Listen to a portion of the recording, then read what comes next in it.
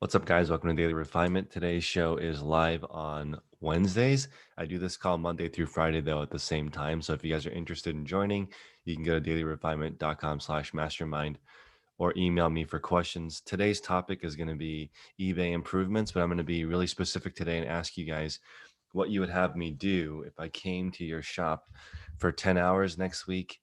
What would you have me improve? What do you need help with? And if you don't need any help, what would I be doing at your store? So let's start with Don. Don, good morning. If I came to the shop, what would you have me do? Good morning. I would have you help me research some products online. You know, you seem to have a pretty good command of searching things through on eBay. No, I want to have find some new products to sell, and I don't know where to go. I went to one of my local guys that I get things from, and it was kind of a poor showing of product for this next month. That it's going to be a lot of effort for me to sell these items. So I declined to purchase. So, I still have, a couple months of inventory, but I started to see like darkness at the end of the tunnel, for inventory. And so, um, yeah, I would, say here, show me how to, let's brainstorm on a couple of products that I'm interested in and Would see you your, go would your you go new or pre-owned or either? new. Oh, new. Okay. Yeah. I mean, I find things once in a while, but just not consistently. So, I still, still like my electronics category.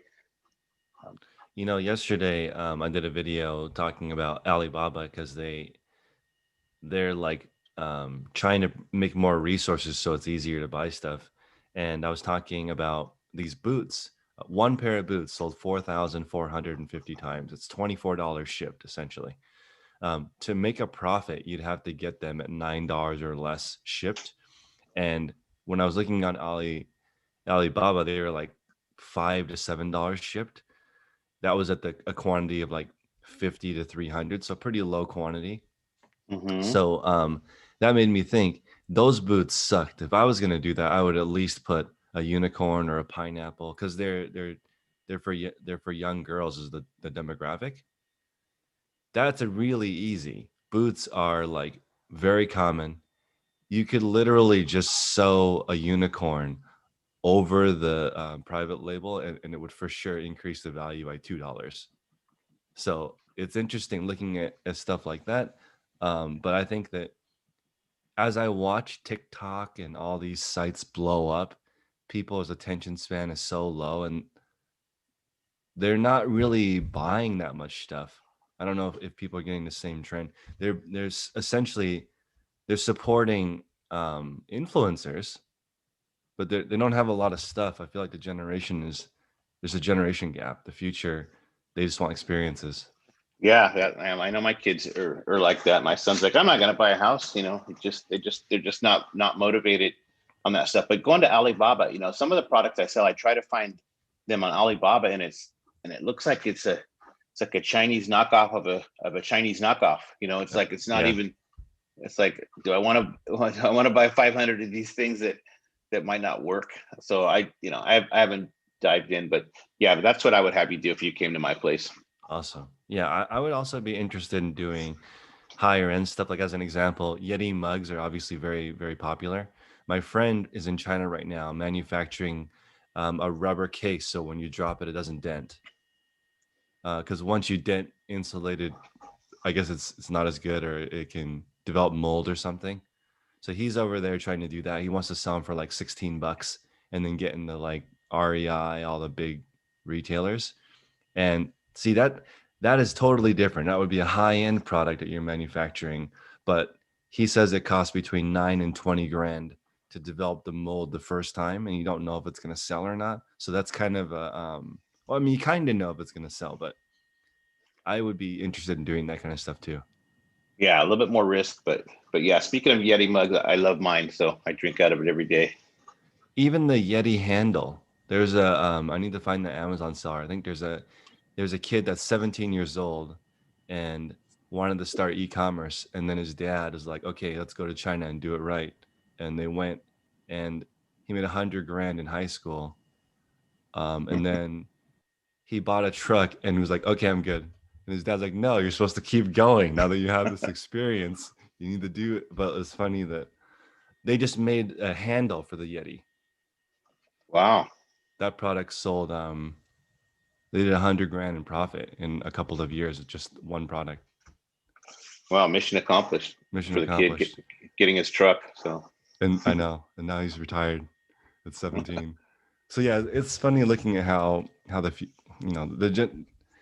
I think this laptop lifestyle thing is so heavy. One more idea for products.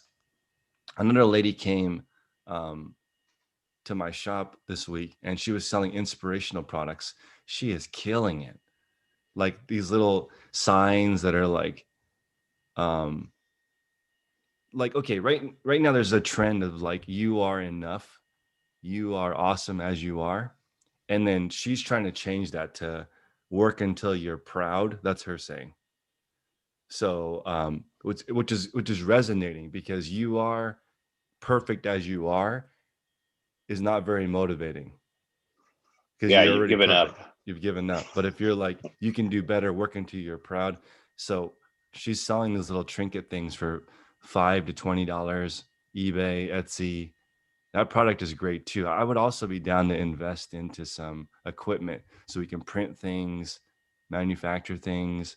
I just ordered all the stuff that's on my desk. I ordered mounts so it can mount under my desk. And that guy said he has 30 orders a day and he's just 3D printing them. Wow.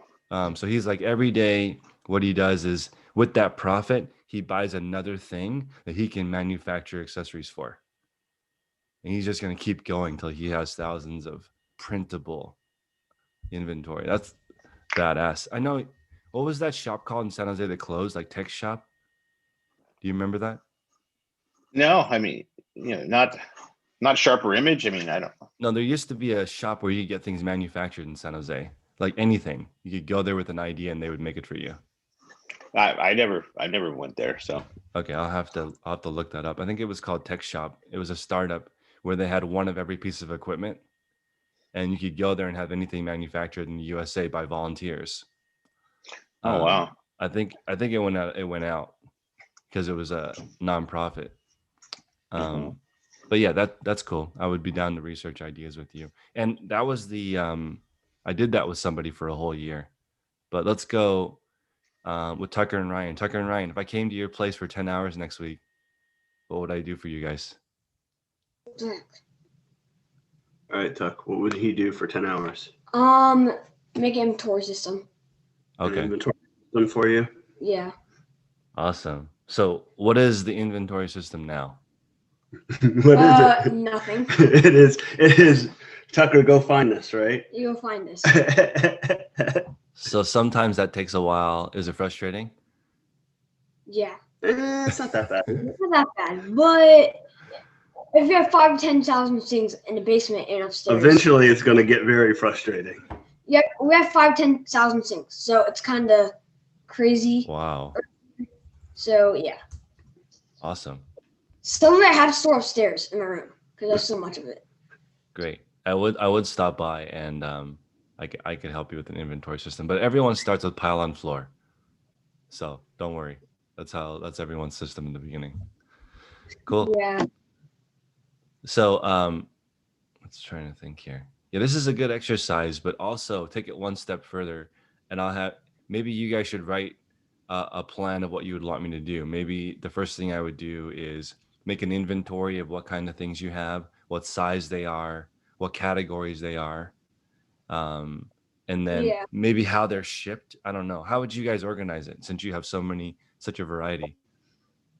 I think that's what we're trying to figure out, right? We typically organize it currently just by section. So like, there'll be like a section of DVDs or a section of, whatever, a section of electronics, a section of, board games, toys. You can name anything. Yeah. There is organized in that sense, but it's not like a SKU system at this point. Do you want it mixed up like Amazon, or do you want it by category? I don't know. It's a good question. We don't know. We've been thinking about that, right? Like Yeah. what's the best way to do it? I don't know. What do you think the best way to do it is? Everything mixed up. Okay. I think it's That's like, I would get shelves if I sold what you guys sold. And then I would have different heights. I would have the biggest stuff on the top shelf or the bottom shelf because if it's heavy, it would be on the bottom shelf. If it was large but not heavy, I would put it on the top. I would go A1, A2, A3, A4, and then I would put A1 in the custom SKU for everything on that shelf. I would have an entire shelf system because it's too random. You don't know what the items are. Could be a Yeah. snowboard and it could be a VCR, but that could be on the same shelf. Mhm. hmm Yeah. Yeah. Also, someone in the chat said that they have an idea. Ideas are cheap. You need to actually execute, and I think it takes like people send me an email like, "Hey, I got an idea for this new widget." There's like 7,000 hours of work associated with that to get to the point where it makes you a living. So just be patient, everyone. It takes a while. Let's ask Matt. I've never asked Matt this. Matt, if I came to your shop for 10 hours, what would I do? Besides barbecue. I can't decide between. Yeah, except have a few beers, get a nice meal, stuff like that. Yeah. That would probably take up about 2 hours, 3 hours maybe. But with the remaining 7 hours, no. I can't decide between reorganizing my space because you have to deal with small spaces, and I don't really have that much of an issue with space, but it could get better. So either that or finding local people who sell my junk to. Finding local connections with business to business, basically. Okay. That's what I would have you help me with. That's awesome. I would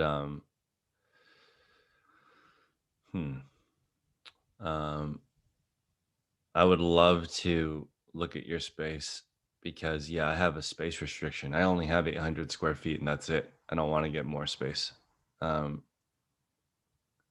Let's see. Royal in the chat is saying that they don't use custom SKU because when they print the shipping labels, they want the title on the label. I believe you can do two. You can do I use pirate ship for shipping. So unless it's a padded flat rate or flat rate, or unless it's a USPS flat rate item, it's the same price on pirate ship and eBay. So I use pirate ship because you can have 3 lines. You can have title, item number, and custom SKU. You can have 3 different kinds of information on it. I don't know why eBay doesn't allow you to print more than one, but I think they do. I think they allow you to do 2. But let's see. If it ends up being a flat rate envelope, I think you save like 30 or 40 cents on eBay versus pirate ship. Let's go with Scott. Is it Eifler?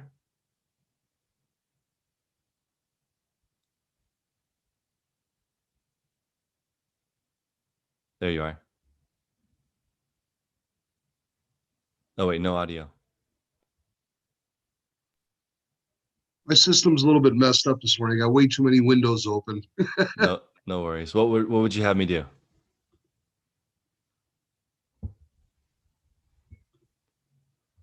Dang, he's got you have too many tabs open, Scott. We'll come back to you. Let's go to Christine. Christine, good morning. If I came to your shop for half a day. Oh yeah, half a day doing pictures. But I would really want you to help me with some of the set up my system. Okay. So it sounds like in organization. Yes, yeah. And especially in the markdown areas and stuff, I'm playing with it, but like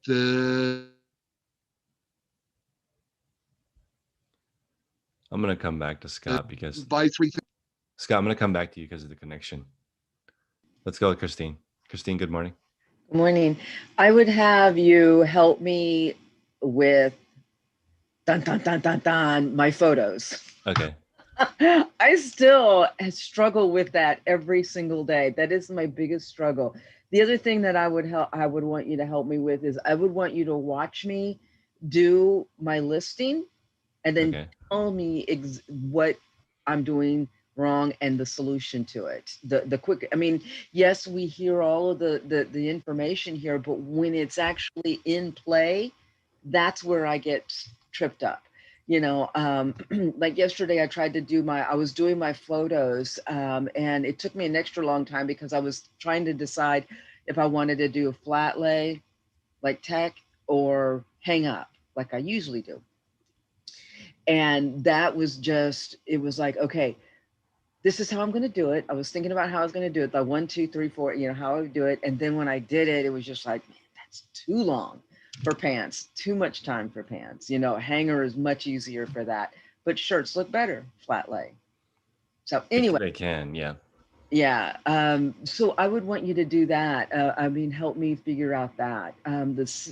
Maybe also reposition my shelving in my inventory garage area. Okay. 3 things. I love it. So I was thinking about pictures because this really comes down to like what you focus on for sure. Because if you, like yesterday, I was trying to take a picture of a women's windbreaker on a mannequin. I was like, I should be able to make this look better on a mannequin than flat lay, but I wasn't.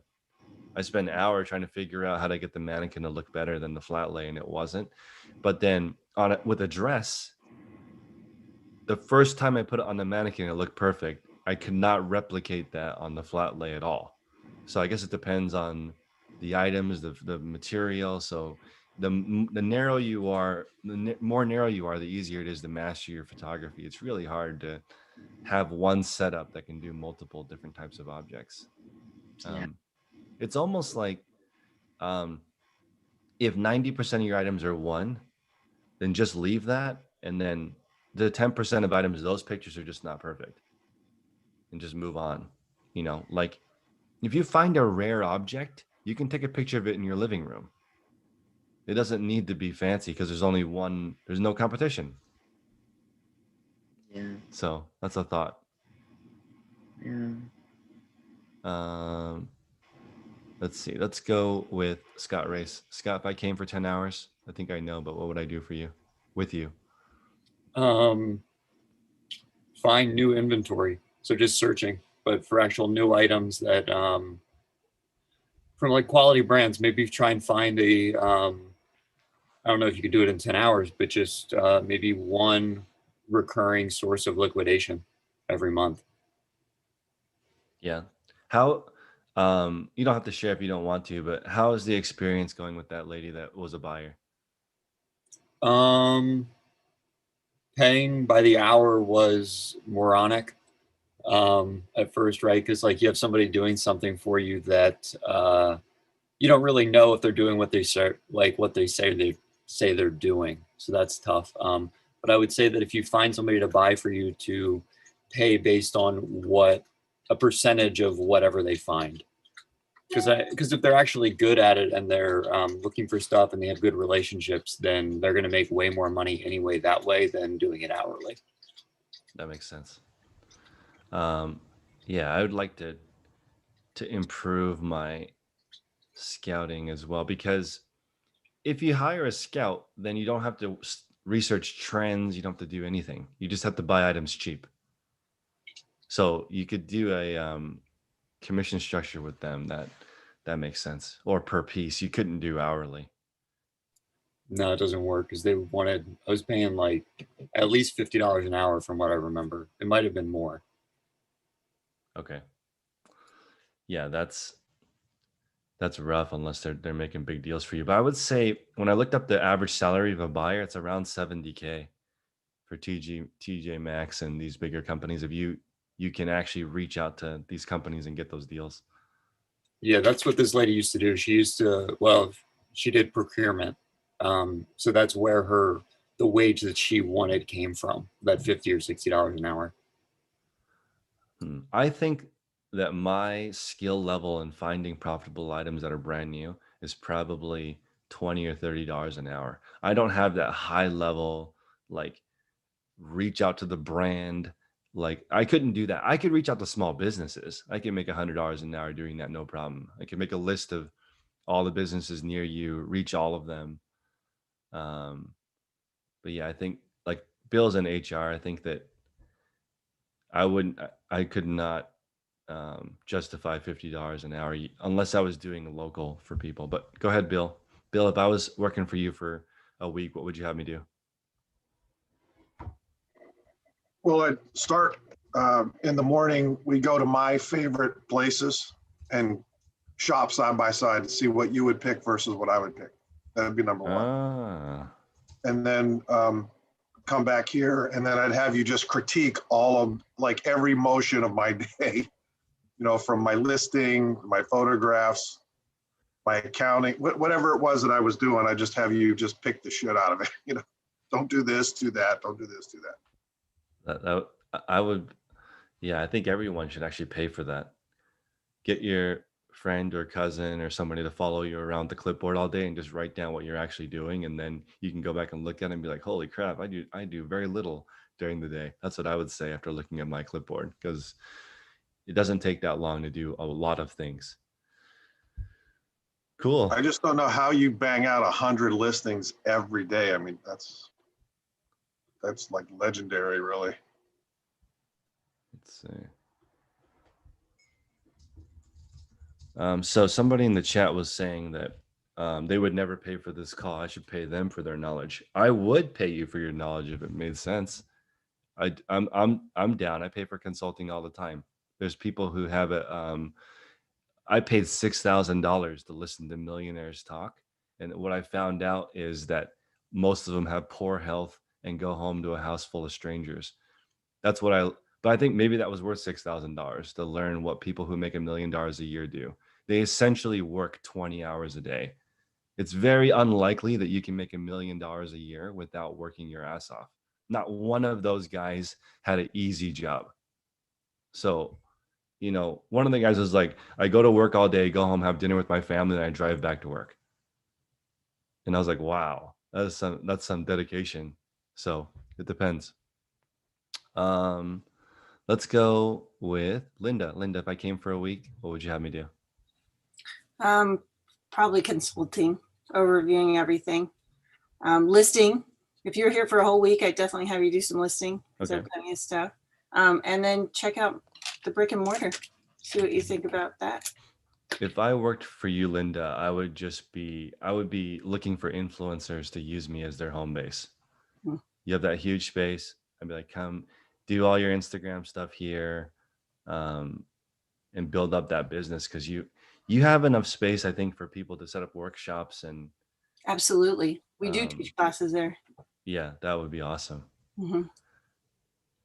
And if you hired me for listing, I would hire someone to list and not list. That would work.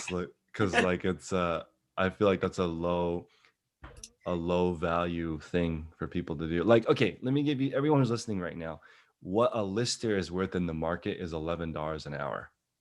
Wow. It's really low. But the thing is, that's listing the exact same item over and over again. If you wanted to hire someone to list a different item, if I was working for Don and listing one-off random electronics, I would want to get paid $30 an hour. Mm-hmm. I mean, I could do 5 to 10 perfect listings an hour, but it's a lot of skill. You'd have to stage it, look up the model number, test it. That's a totally different world. Cool. Let's go, Justin. Justin, good morning. What would you have me help you with? How to work my phone. No, I think the top 3 things I would focus on was how to reinvest, and like after you have income coming in. I know we mentioned before about just putting money back into the business, but just starting off how much to reinvest, and from there, I don't want to say ergonomics, but just like how to stage everything. I'm 6'3" and I have a bad back, so I have to be careful how I stage things. Like I have to put a riser on my desk and different spots, but to scale, and that's my third one, scale. Like, how do you do all that with you in mind, but then thinking of, I would say, how to reinvest in the finances behind doing everything. And I put in the comment section yesterday something about being self-employed versus LLC versus corporation. Like, when is it time to pivot from where you at now to LLC? I know things, there's different pros and cons, and I'm aware of the generalities, but in this reseller space, where does it come? Where does the benefits and, you know, drawbacks to that? So sorry, I kind of was all over the place. So. No, that's all good. I thought when you said work the phone, I was thinking I can teach you how to work the phone. I could teach an awesome class of how to call people. I did that. I did the boiler room, call everyone, drum up business. Nice.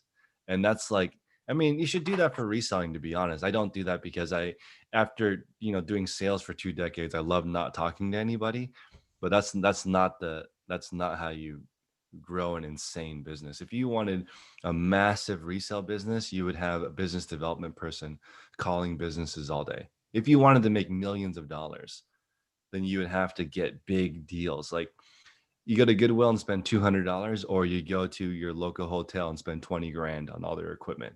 Totally different. But yeah, Bill, Bill does a lot of calling, and that's how you make money. All people who are good on the phone can make 100 grand a year, no problem. That's like an incredible skill to have. Let's see. I asked people in the chat what you would have me do if I came for 10 hours. Let's see. Let's go. Let's see. Who else wants to chat? I usually only call on people that have their video turned on. Lewis, can I change my answer? Yeah, go ahead. Well, this morning I went to the store, and I got a cup of coffee, and I hated my experience there.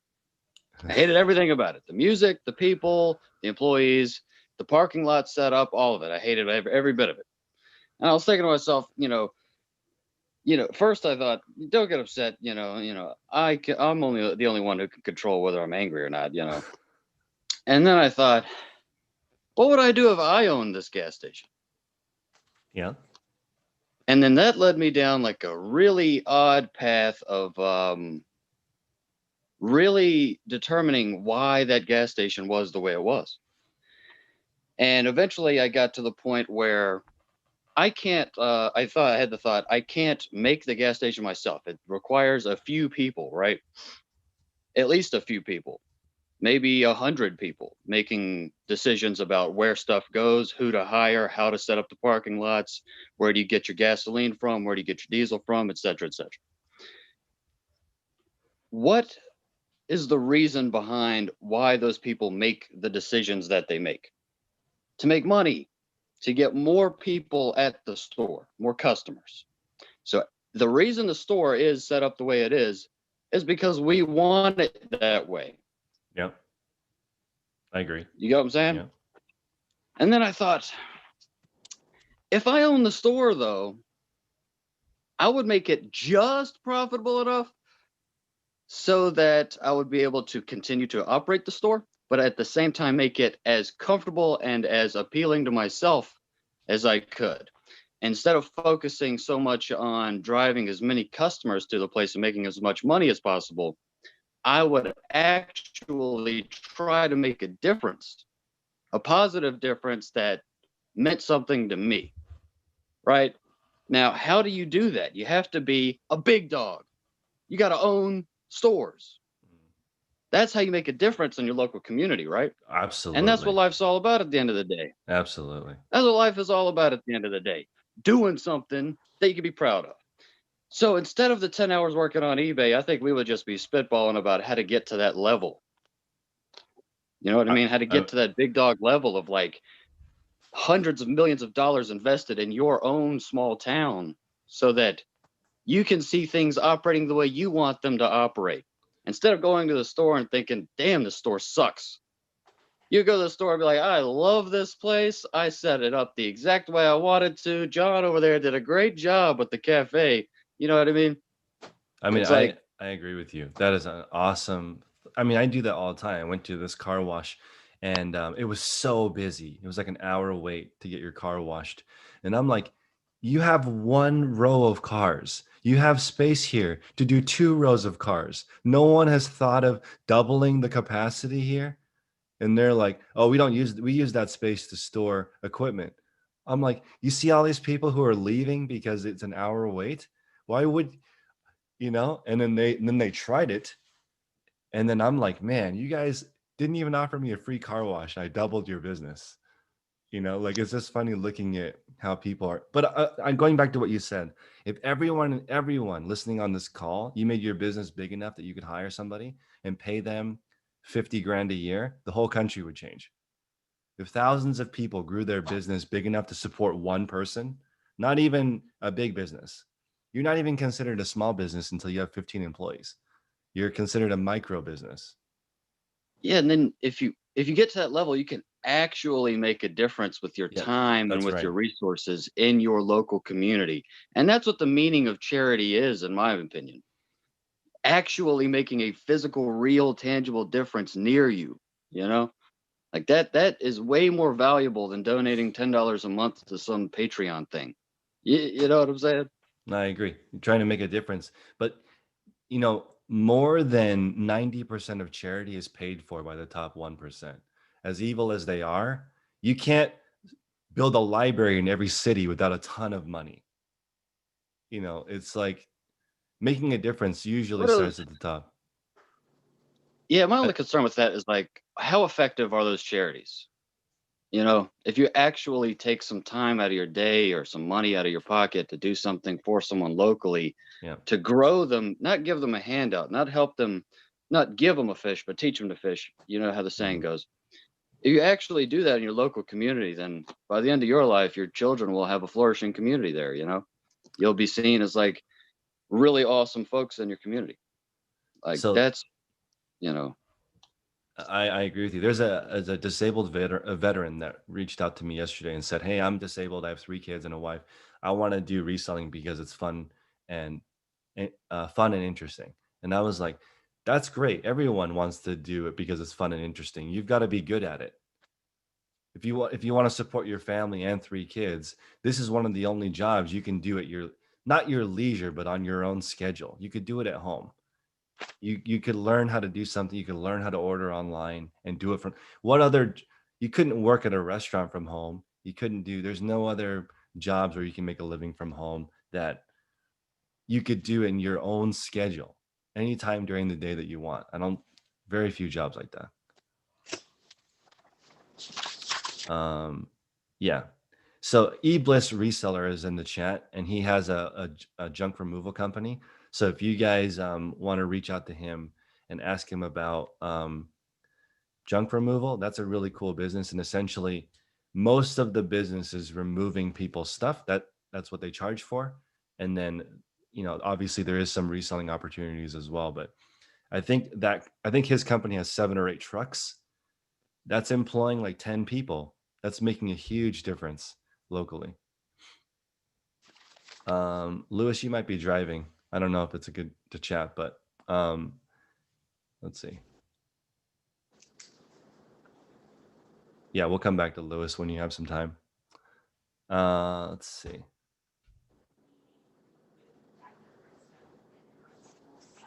Does anybody else have any questions on what they want to improve or what they want to work on in their business?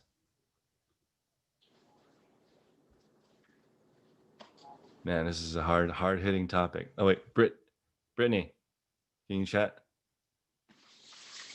I said I'm driving, but I Okay. definitely want to work on habits, just better habits. Yeah. We don't have a They're good good connection. habits. So I'm trying to fix that. Yeah. Can you hear me? Yeah, barely, but go ahead. Okay. But no, I'm just trying to work on my habits. So if you were to come, that's what I'd be trying to figure out. What is it that I need to do? Because I mean, I'm motivated and everything. And then like the getting suppliers, like I haven't been making any calls to get suppliers. So it was like, that's something like, because I want to do wholesale. So that's something that I would need to work on, you know, like, Okay.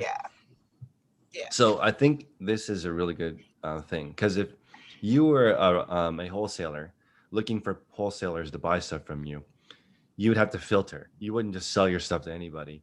You'd have to. So essentially, what they're looking for is your habits. I would say, like, Brittany, show me your bank account. Show me the building you do business out of. Show me your sales, and then I'll give you the stuff that I have that's a really good deal and sells really fast, because I want you to take care of my baby.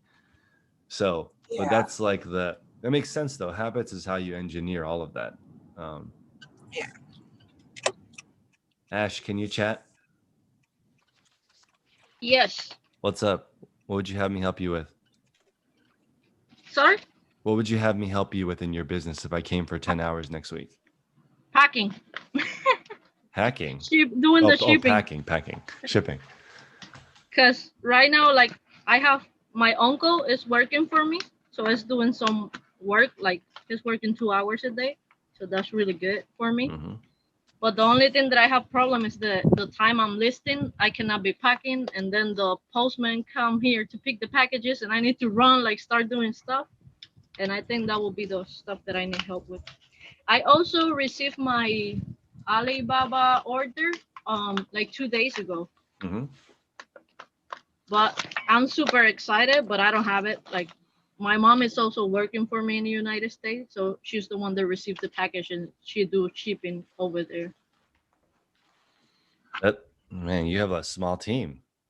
Yeah, I do.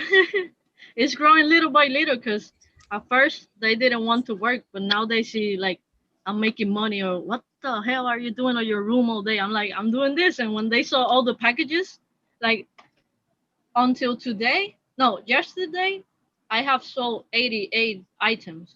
So I have to ship all that here in PR.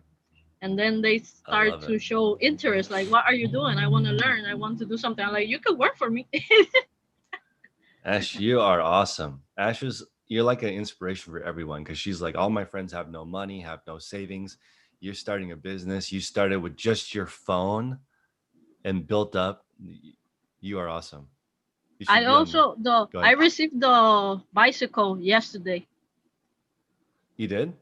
Yeah, so now I have a e-bike. So you remember you were talking about improving liter minutes? Yeah. So the time it takes me to bike to the post office, now I can have the e-bike, so I do it faster. Oh, but you're not I still need to exercise. run a little bit so I get the power, but I still get in there faster. That's great.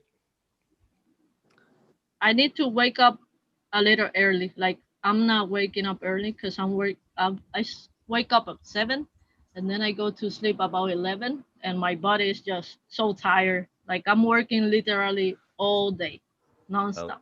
I pack, then I go take pictures, then I check my uncle is doing right, then I call my mom, then I do, like, the messaging people. So how you say that? The WhatsApp? No, the support on eBay.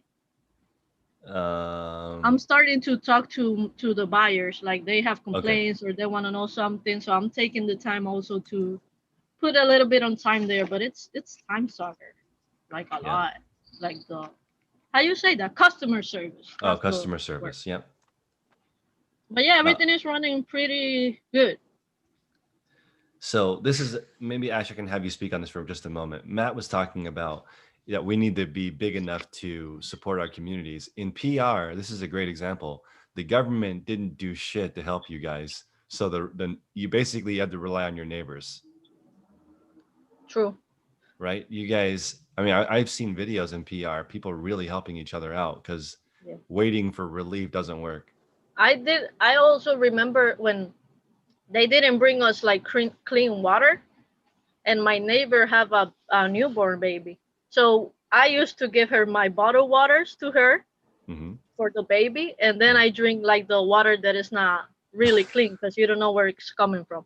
But I was like how you don't get those people clean water like for a baby? That's supposed to be like mandatory. Like somebody have a baby, you need to give them clean water at least. That's right. Well, yeah, we growing like little by little. I love it. You're making a difference even for your family and friends. That's awesome. Yeah, I want them to see that they can make money too, but I don't know. It's hard. Lewis, can you chat? You're on mute still. There you are. How's that? Yeah. How you doing? Good. How are you? Doing great. Tell me a little bit about yourself and where you are, what you're working on. So I work in construction, and my wife, she's in education, and we started reselling about 2 years ago. We bought a couple of auctions of one auction was clothing, and one auction was like Costco returns. And so we were just trying to see if it would even work, because she started watching resale videos. Like she watched like the Rally Roots, and it works. It works to resell on eBay. And so then what we did is because she works from home, so we built an office in the back part of the property for her to work from home and then also do reselling. And so that took the rest of the year.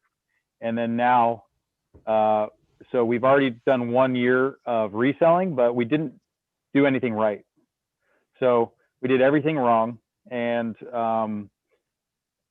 now I'm starting to do things right, watching your videos. I found you on YouTube, and so I'm starting to upload every day. So what we did is we set a schedule to where we upload 20 items a day. And since we started doing that, we've started selling items every single day. Our sales are going up every single day, and it's just getting better and better. And so I signed up for this just because I know if I can get that information for free, and just between you and me through a video, that being part of this group could be huge. And so yeah, so my goal is to just do better and pay attention to it and get out of eBay jail. Right now I'm in eBay jail. I'm below standard just because I ignored the store. We had a couple of issues come up that it wasn't even because of us, but because I didn't deal with it. Right. It caused our rating to go down. And so we'll be out of that on the 20th. And so it'll be interesting to see what happens at that point, because while being below standard, we've drastically increased our sales just by uploading items every day. And if I were going to have you come help us, what I would have you do, if it were, what was it, a week? For a whole week, I'd probably have you look at everything we do, maybe for the first few hours, walk you through all our processes, and then see what you could remove. Because from everything that I've listened to between you and Tech and Sports and everybody else is the most simple process is the best. And I've seen that time and time again. So I know that what we're doing isn't the best. I know that for a fact because we've barely been doing it. And so that's what I would have you do. I would have you look at what we do and see what you could remove from our processes to speed everything up, to then up our production.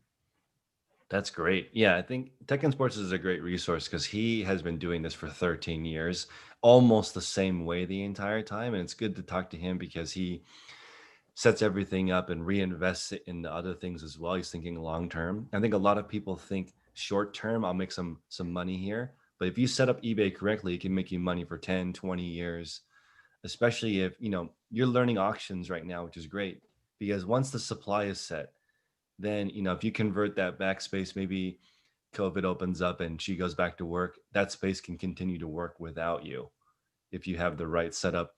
But yeah, that's awesome. I think, what you do is you write your processes down, then you slowly remove things that don't work. Like, let's see. I'm going to try and Yeah, so I have my own. I'm going to share this real quick with everybody. I have my own document for listing my workflow overview, how I grade things, how I title, how I photograph, how I pack, how I do my photo sync, listing, shipping, and customer service. I have it all written down. And I think after some time, you could just read it and do it. It's not there yet. I have to still oversee it, but everyone make your own process for how you do business over time. If you set it up right, in theory, a stranger could do it. Yeah, that's great. That's one thing I haven't done at all is write things down and look at what I'm doing to improve it. So it's kind of just been a free for all. And so we're starting today. You know, I mean, that's all we can do is start today and start doing better. Like what you say, daily refinement, just do better and better every day. And so that's what we're doing. One more alternative is the weird thing about Tech and Sports is that he doesn't write anything down. He doesn't have any standard operating procedures, doesn't have any of that. What he does is he just does it every day. So alternatively, if you do it every day, you're going to be successful no matter what. So it's like a guaranteed, if you just do work a lot, it'll work. But I think even recently he's looking at improvements of, because he was forced to shut down, he couldn't source anymore. He had to think outside the box. And sometimes you need that to grow when you have some constraints. So I think that's awesome. Everyone's working at home right now, reinventing everything. Yeah. but construction, is that busy right now? For us, it has. My life hasn't changed at all. So we've worked continually the whole time. I work on a water treatment plant that we're building from the ground up. So it's infrastructure work. And for me personally, this year was a big change. I went from being a heavy equipment mechanic to environmental health and safety just because of health issues.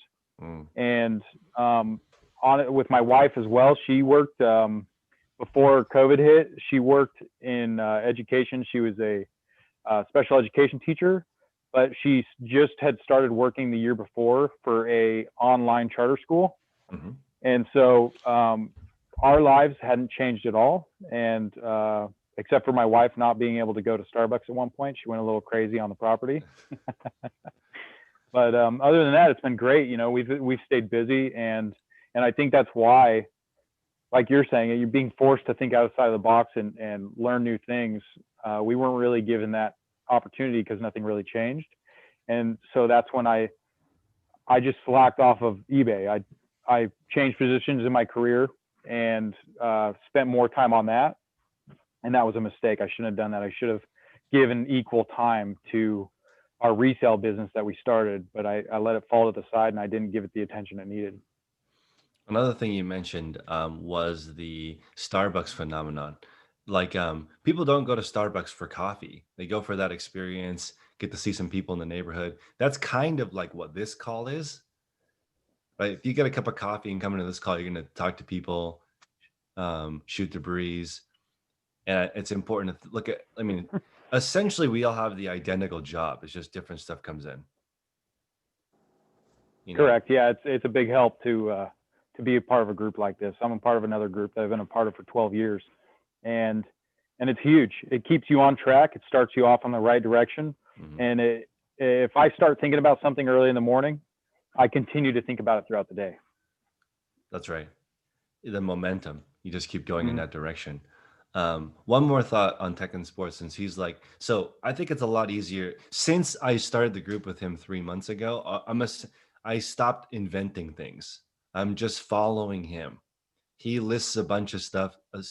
Everything in his store is good enough. It's right where it would cause somebody to buy the item, and then he stops. He doesn't continue messing with it once it already works. And I think my problem has been reinventing things that don't need to be reinvented. Once you set up your customer service, you'll never have that issue with falling below standard because in the beginning of the day, you go through your cases and clean it all out. I'm glad that you get out of eBay jail on the 20th, because that's difficult to get out of. And also, if you're having sales now, once you get above standard again, your traffic improves. So yeah, I have zero. There's zero traffic that it seems like that eBay is giving me because we can't do the promoted sales. Yeah, it dropped. I'm down. We went from millions to, it says 200,000, but I even almost doubt that. For I think that was the impressions. But as of right now, just because of the new listings every day, because I think you were saying in one of the videos that you get 24 hours of traffic per item, and we have more page views per item than we do items. So wow, that's huge. Yeah. And then another thing we did too is because we let everything fall behind and didn't pay attention and take care of listings, that we delisted maybe like I think like 2,000 items, and then we're uploading them 50 at a time every day to kind of help with that. If it does even help, I just figured it's not going to hurt at this point. Yeah, I agree. I mean, you're just building up that habit right now. Hopefully when the engines turn, that's like, somebody says when the traffic is down, they stop listing too. Don't stop listing. Just continue doing what you're doing. When it turns back on, you'll have a huge influx of okay, in theory, now everybody's at home shopping. When everything turns back on and you can go outside and hug a stranger and everything is back to normal, I don't think people are immediately going to rush to the retail store. They're going to continue to buy online because that momentum has continued. Plus, people might be broke. So I don't know if they're going to be spending full retail. This is really interesting to me. Last year, they printed 21% of all money in history. This year, are they going to do that again? Are they going to print 20 or 30% of all money ever again? Because people aren't necessarily going back to work. The unemployment benefits are still there. It's crazy. I don't know what's going to happen. Greg in the chat says there's a good book written by Starbucks CEO Howard Schultz. Pour your heart into it. I agree. That's a good book. And I like Starbucks is really smart. They created community and people go there religiously. It's amazing. The way to build up your businesses, and everyone think about this too. If you could sell something that's replenishable in a sense that people need to reorder it, like shaving cream, razors, like this reminds me of Christine was talking about pots and pans. You don't buy a new pot and pan very often.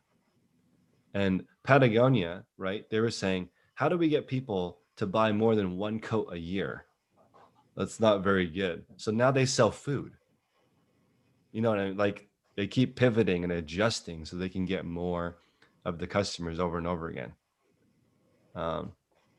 Let's see. Zahir is talking about that he needs to start reading it as part of his day. So now, because I was thinking, I used to do a lot of reading, but didn't improve a lot. So now, at the end of the day, when I read, I write down something that I want to actually execute the next day. So right now I'm reading Baby Wise, and it's supposed to help you sleep train your baby. And I'm starting to realize everyone in this group needs the list train. Right? When you're going to be kicking and crying and not wanting to do it either. But this is exactly how a baby should be treated on a schedule. So it's like, I thought this was so cool. I didn't know any of this stuff. You're supposed to feed a baby in the beginning, hopefully 8 times a day, every 3 hours. And I'm like, man, we do not pay. Why don't we do that as adults? Our time is worth so much, but it's not monitored like that. Imagine if, Christine, I was at your place looking at you every 3 hours, making sure that you were working and okay. I mean, it would be totally different. But you're already sleep trained. You would go to sleep at night. I wouldn't have to be there the whole day. Yeah, I love the nighttime read. And also, since I started nighttime reading and journaling, I sleep a lot better. So it's only about 5 or 10 minutes a night. Read a couple of ideas, write it all down, think about what you want to get done the next day. Today, my big thing is I have 3 pallets going out and 1 pallet coming in. I just want to process that as soon as possible. And it's kind of blowing my mind that, so I'm shipping pallets to the East Coast. 1 pallet was 720, 2 pallets was 900. Barely different. Also, I'm still using consolidated shipping, but at 3 pallets, it starts to become the same to use a direct shipper like UPS or FedEx. So now I'm thinking, I think FedEx and UPS, they are normally more expensive than the post office, but commercially, sometimes they're cheaper. You just need to get to that point where you can utilize them because they're more reliable than the post office and other types of shipping. Because when you buy something from Nike or Amazon, usually it doesn't come from the post office unless it's super light. Hey, I don't know how big your pallets are, but the FedEx freight box would definitely be less than 900 for 2 of them, I would think. It's twice as big as that. Gotcha. Never Yeah, mind. 70 inches tall. So I wonder also, one of them tipped over. So I wonder if I can file an insurance claim. Because, I mean, it's clothing, so it wasn't really damaged. But I feel like you have one job. Don't tip over the pallet. And the guy didn't load it correctly. And I feel like I have grounds for a decent claim there if I want to do that. Let's see. So, oh yeah, one more thought on the books, and maybe we'll end on this. My old boss, he became a 100 millionaire at the age of 52. He basically he started in sales, moved into finance, bought his first car dealership for like 200 grand, and then kept doing that until he bought and sold 16 dealerships and made an average of, I think, $20 million per dealership. Did it 16 times. And he was telling me that he reads the same book over and over and over again until he's done executing all the things in it, instead of reading a new book every week and not doing anything. So it's a different way of looking at it. And he is so interesting. He doesn't own anything, rents everything, rents his home, rents his car, 100% of, or leases his car rather, spends all of his energy on building businesses. And over time, he's just built up massive real estate stuff and couldn't believe it. He actually, like, he got me into entrepreneurship in 2014. I was working for him, and he's like, "Why did you give up after your businesses didn't work?" I'm like, "I'm just burned out, man. I tried so many businesses in my 20s that didn't work, and then I got this job. I was making $12,000 a month, and I'm like, man, I'm just gonna stay here." And he's like, "You do not stay here. You get back, try being an entrepreneur. You'll be poor for 10 years, but then you'll be rich. Just trust me on this one." So then that really sucked, leaving an awesome job to make zero. And if I could redo it, I would have not done that. I would have well, maybe I would have done it, but I feel like if I had just kept that job and just hustled at night, it would have been easier than throwing away a 6-figure income to try to make entrepreneurship work. Let's see. So here is saying, oh, and Greg saying writing your intentions down in pen. Yeah, I use a pencil, but maybe I should use pen. It's more final, writing that stuff down. All right, guys, thank you so much for stopping by. Every Wednesday we do a live chat talking about improvements. I appreciate everyone. Thank you guys for stopping